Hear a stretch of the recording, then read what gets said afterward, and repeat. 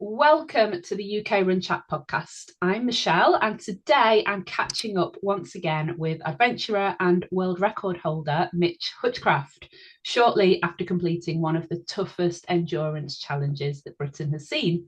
When we last spoke, Mitch was about to attempt his mission, which was running from the lowest point in the UK to the highest, covering 16 back-to-back ultramarathons in the depths of December, all to raise awareness for overcrowded dog rescue centres and the illegal puppy trade.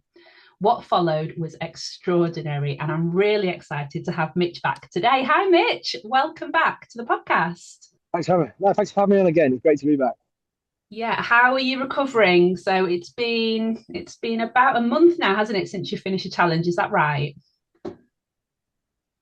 A few weeks, yeah. A Finished on couple the of weeks. 20th of December, so it was Yeah, a very sore Christmas, I'm and it sure. meant I could eat all the Christmas dinners I wanted to. I burnt a fair few calories, I think, over them 16 days. So just talk us through what happened then. So you finished on the summit of Ben Nevis after 16 straight days of running, walking, crawling, I imagine at points. What was going through your head at that moment when you summited Ben Nevis? I was just kind of couldn't believe it was over. The body was just starting to get into the kind of, it just been forced into submission. So the pain stopped after about day five. Well, not stopped. It became numb after about day five or day six. I just couldn't believe it was over. It was such a relief because I'm not a runner. I enjoy running, but I'm with my knee surgeries. It's I really struggle. So I knew this would be really tough and it would be really hard and really slow. But I was so relieved when I got there. And even finishing in knee-deep snow and trainers, which I do not recommend to anyone because I didn't have my boots, which is a very stupid thing for a former Marine and an adventure guide. But yeah, it was finishing true running fashion by slipping over on the ice at the top. Oh no. I mean, physically, how broken were you then by day 16? Because you did go into this carrying an injury from your epic Everest challenge, didn't you? Yeah, my knee was, it's kind of swollen up. I've had an ACL reconstruction and meniscal surgery, among other things. And the 900-kilometer run I did, well, the 1200-kilometer run and hike to Everest and then to the summit really did put massive pressure on my knee.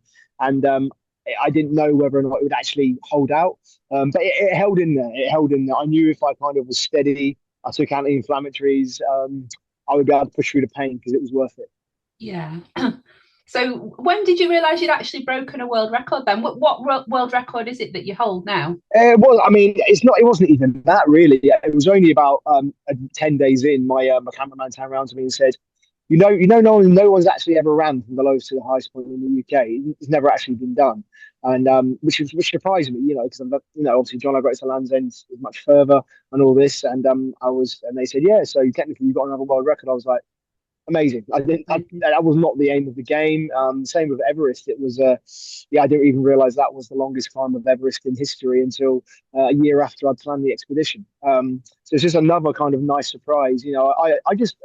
I just assumed, some of the amazing ultra runners and people. I thought it would have been. I thought somebody would have. It wasn't a very original idea, but it's only because I'm from the lowest point in the UK. The lowest point in the UK is 2 miles from where I went to school, literally 2 miles from where I went to school. The post, which is the lowest point of the UK, nearly 3 meters below sea level. So I just thought it would be a great idea. I didn't care about it being done before, but it was just, I guess it's nice. It was nice to hear that it hadn't been done. Yes. Yeah, that's really tough. Like, so you're constantly running uphill, basically, pretty much. What was the total elevation of your challenge then? It felt like it. It felt like it. Yes. I don't even remember. I can't remember exactly. I think it was about Everest, maybe. Wow. I need to go. I need to just triple check. The Peak District was quite hilly, and then when we got to the lakes, Kendal and Scottish borders, and then the West Highland Way, it got quite hilly. Originally, it was quite flat, essentially Cambridge, basically, to Yeah. Scotland. So started off flat, but yeah, the Peak District, kind of when you got past Manchester into kind of Preston, Lancashire, into the Lake District and into the borders, into the borderlands. That it became a little bit then, but then we picked up the West Highland Way. Then I picked up the West Highland Way from from the start of it, essentially.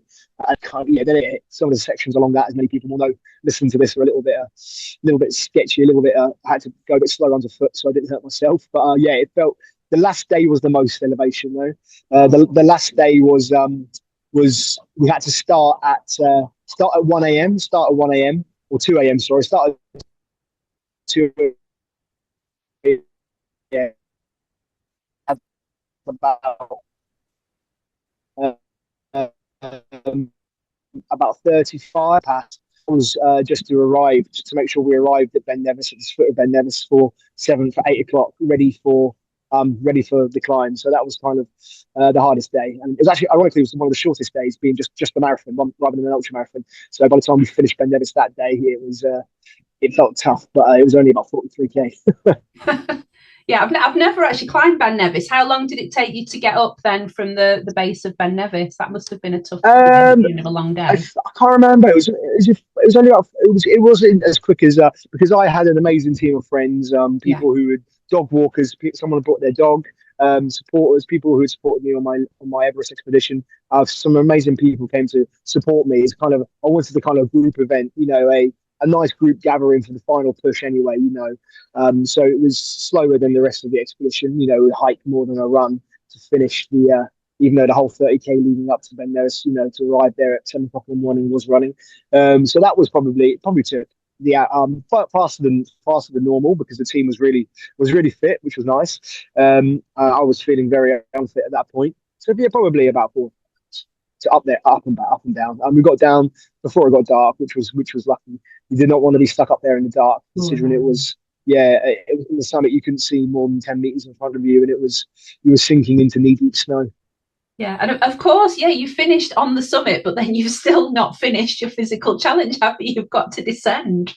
That must be tough mentally as well. Absolutely, and as anyone will tell you, coming down is a lot worse than going up. My knees were getting battered.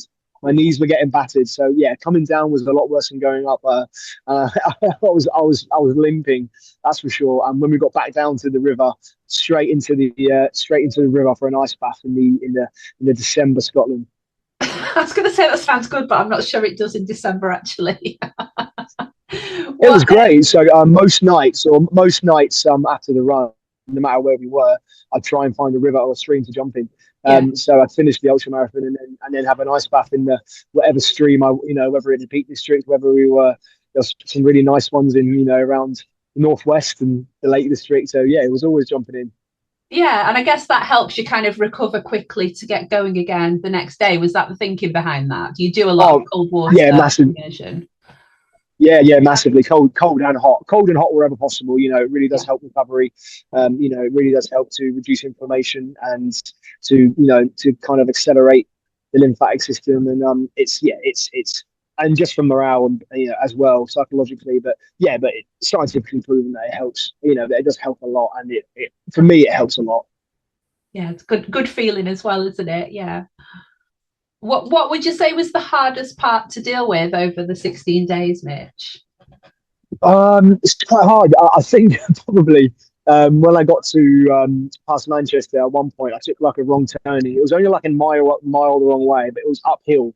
And that moment when I was still really in pain, that was one of the hardest moments, because just psychologically it really broke me, and I had to get back and carry on. But apart from that, the last 3 days through the Scottish Highlands from Loch Lomond was just brutal. I was wishing for snow, because I love it when it's freezing and cold. And it wasn't. It was unfortunately the worst weather you could think of, like gale force winds with just heavy rain getting splashed inside of your face. So the hardest bit was probably we finished like the 40-kilometer route from all the way across Loch Lomond, all the way up the eastern edge of Loch Lomond, and then we were behind schedule because the ground on the West Highland Way along the loch is like you can't really get much speed along there. So we were trying to run it, but it was really hard to kind of get any speed. Forgot our head torches, me and my cameraman Ben, who's a legend, who'd done a lot of it with me, who'd done the whole day that day. So we got to the van, pitch black, absolutely soaked, couldn't feel hands or feet, and it'd been about 40k already, and then had to have a quick coffee in the van, and then had to, and no, but then we still had 10k, over 10k to go to Queen Larrick, and to push on to Queen Larrick, and that was horrible because that was all uphill as well from there, from the campsite north of Loch Lomond. And that was just, I had to really get into the zone with that one. It was absolutely hammering it down uphill. Everything was, the knees were already swollen, and that was that was a really tough 10k to bring it into 50k. The last and that was day 14, so that was the 14th ultra marathon in a row.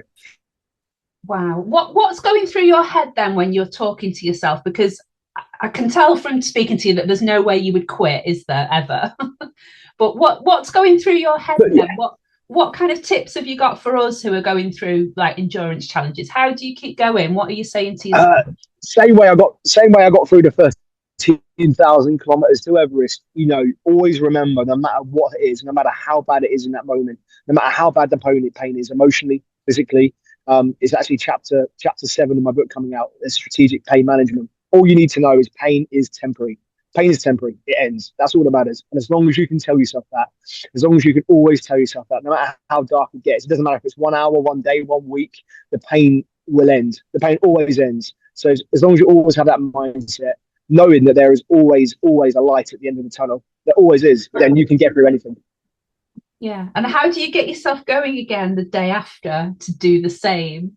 That must be hard as well, just getting up, that alarm clock going off. Yeah, that is really tough. I just kind of force myself out of bed and just remember why I'm there. You know, having a purpose beyond self, more than just yourself, makes a massive difference. So I look at my dog. I look at my dog every single morning.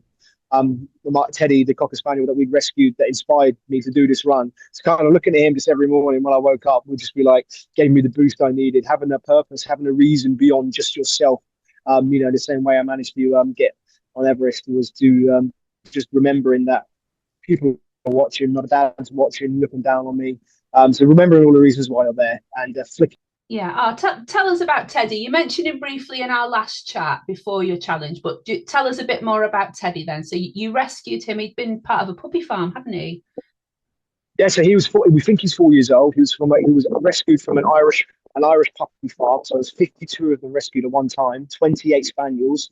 All of them he was kept in a concrete cage for 4 years, a concrete cage outside in the garden, tiny thing, and never had a walk in 4 years, never had a name in 4 years, never knew anything but abuse really. And he was just petrified when we got him. He just buried his head into the pillow, and he's come out of his shell so much in the last 4 months now. He loves walks.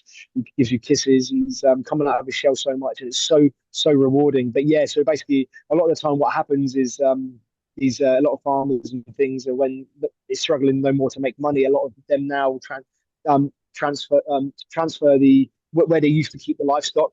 Now they use it for dogs, breed dogs.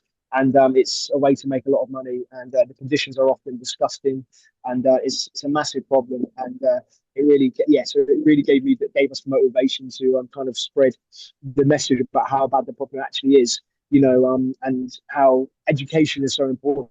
You know, about over a quarter of the dogs in the UK right now were bought during COVID, and a massive percentage of them were bought from illegal puppy farms. Most people don't actually know their puppy was from a registered breeder, from a registered licensed breeder. So it's scary. It really is scary. And there's over 100,000 dogs right now in the UK that need a home. Oh wow! I mean, you visited 5 rescue centres on your as part of your challenge as well, didn't you? What did you learn there that people at home might not know? People just the scale of the problem, and hearing firsthand from the amazing people that deal with it every single day. You know, the fact that a lot of people just don't understand the breeds. You know, people think I'll get a dog for Christmas or I'll get a dog for this. The main thing that they would say to people is do your research. You know, it doesn't matter how big the dog is; it's the breed of dog. You know, make sure you always look for the green flags. Always make sure you've seen mum. Make sure that it's come from a responsible home as much as you can. Do your research. There's so much that, but yeah, that's one of the main messages, to always do your research. Always make sure it comes from, if you can, a reputable breeder. Never buy off places like Gumtree or you know, these kind of sites. Just never trust anyone until you've gone there yourself, because so about 1/4 of dogs that are bought from illegal puppy farms, which is most dogs, don't make it to 1 year old, they die. Oh, that's so sad. I mean, you've also talked to rescues about younger dogs arriving with behavioural problems as well, haven't you? Yeah, massively. You know, the conditions they're kept in, and often kind of the interbreeding, all the problems that come around it. So many dogs are born with physical and mental conditions that make them so kind of it's hard to train, and they cause problems, and then people don't understand these problems. So it's just about education and people really understanding. But yeah, the illegal puppy um, industry is absolutely massive now, and the problem is the punishment, the risk is worth the reward at the moment. So you know, we really need to increase that. The people that got in trouble for Teddy, you know, 52 dogs, they got a £1,000 fine and a 3 month suspended sentence.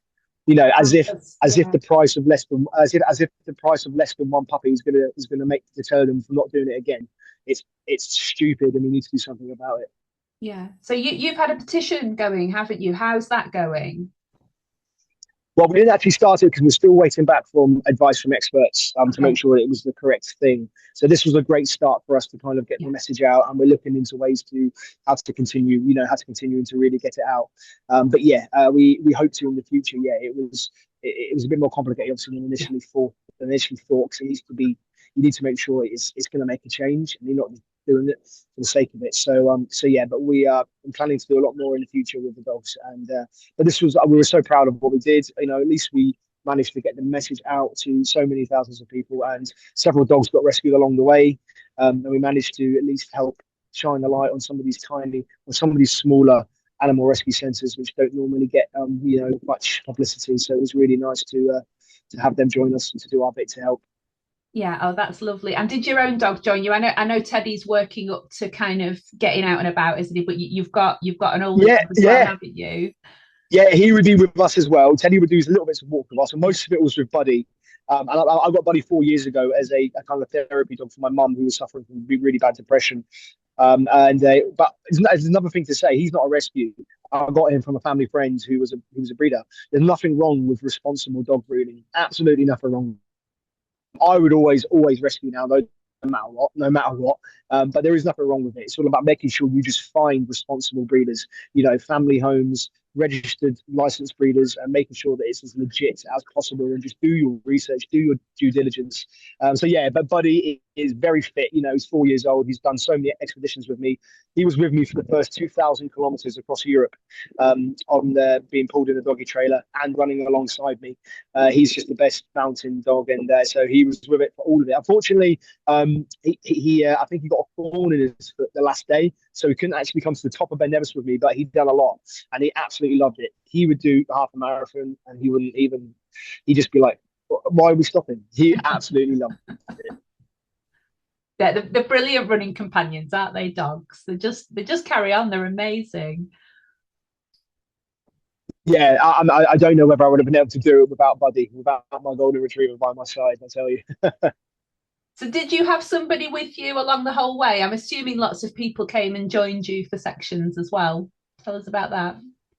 Yeah, no, yeah, I mean, great. Loads of members of the public was amazing, but also my girlfriend Nikki, who was incredible, helped so much, even though I stressed her out, I'm sure. And my two cameramen, Ollie and Ben. Ben joins me as part of my limitless expedition when I was cycling across the Middle East, and he even done like four of the ultra marathons with me, filming it. So it was amazing. And did people bring their own dogs to run as well? Yeah, every single day, so many dozens of dogs joined me along the journey. It was so good to meet them, and it would give me such a boost. And I knew it would, you know, pretty much. Yeah, I was every single day there was at least someone new with a new dog. Yeah. Does that ever get exhausting for you though, when you're kind of carrying this, the weight of this physical challenge and you've got to be kind of upbeat around others? Is that tiring, or does that really help? Sometimes, yeah. I mean, it does. I'm human. It definitely Yeah. it did sometimes, yeah. But it would always be very temporary, and then I'd really be happy that everyone was there. And the dog, especially the dogs, you know, more than the people, obviously.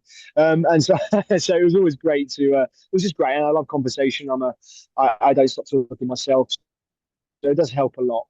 Yeah, no, it's always nice just chatting to other runners as well, isn't it? And do you consider yourself a runner now? Because when we last spoke, you were like, "I'm not a runner."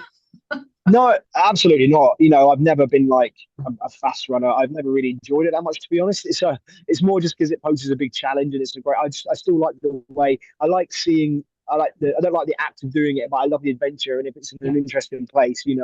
But no, I say not even before my surgeries. I was never even like I'd never called myself a runner, or a cyclist. I'm just kind of I can do it. It's just to get the job done. But I'm not fast at all. 4 hour marathon pace. I'm just a very average 4.5, very average kind of. I'm just. It's more about getting the job done and enjoying it and the adventure and Yeah. everything around it. But there was some incredible runners. The last second to last day I had a cocker spaniel and a lovely lady called Nicola, and she was a amazing, incredible runner. She holds the record for the last section of the record that stood for like a decade for the West Island Way. Um, yeah, being with people like knowing how slow I probably was, but I can't remember how fast it was. But it was something. It was absolutely crazy. I think she'd done the last 40, 45 miles, so not kilometers, 45 miles of the West Highland Way in like 6.5 hours or something. Wow. Yeah, that is fast. Yeah, some going. It's something like that. It was, it was, absolutely. I could not even comprehend how fast that was. Yeah, and that must be pretty inspiring for you as well to have people like that joining you and helping you along. It's amazing not knowing who you're going to meet every single day. Everyone's got an amazing. Every single person's got their own story. Everyone's got their own amazing story. I always say,